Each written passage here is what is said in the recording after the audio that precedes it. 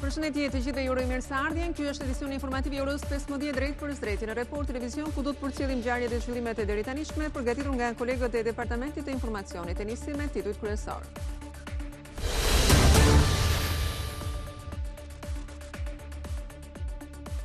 Në të gjithë vendin sot kremtohet Dita e Verës, një nga festat më të vjetra me origjinë pagane që simbolizon largimin e dimrit dhe ardhjen e stinës së ngrohtë të pranverës, ririndjes së natyrës.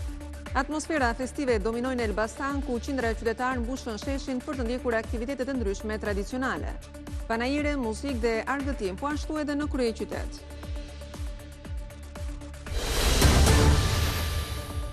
Shqipëria pritet të shpallë Iranin si shtet që sponsorizon terrorizmin. Marrëdhëniet mes Tiranës dhe Teheranit në dekadën e fundit kanë parë vetëm ulje. Ardhja e mujahedinëve në 2013 shënoi fillimin e ftohjes mes të dy vendeve, e cila kulmoi me ndërprerjen e marrëdhënieve diplomatike në vitin 2022, pas një sulmi masiv kibernetik për të cilin Shqipëria bëri përgjegjës të drejtë për drejtë Iranin. Report Televizion sjell momentet kyçe të përplasjeve të forta në raportin mes dy vendeve në harkun kohor të 14 viteve.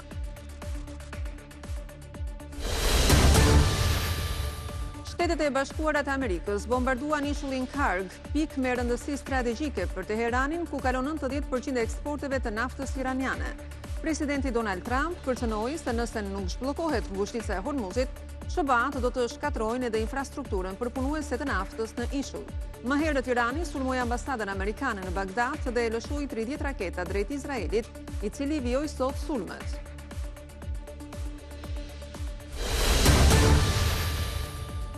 Në kërkim të provave për trafikantët shqiptar të drogës dhe zbërtimit të bisedave në aplikacionet e koduara, 251 letër porosi janë shkëmbyer mes prokurorisë së posaçme dhe partnerëve për gjatë vitit 2025.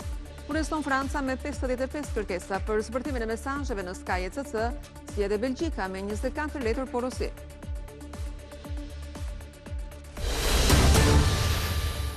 Agjencia Ndërkombëtare e Vlerësimit të Kreditit Moody's rikonfirmon qëndrueshmërinë e ekonomisë së vendit tonë, duke parashikuar rritje me 3.5% për gjatë vitit 2026.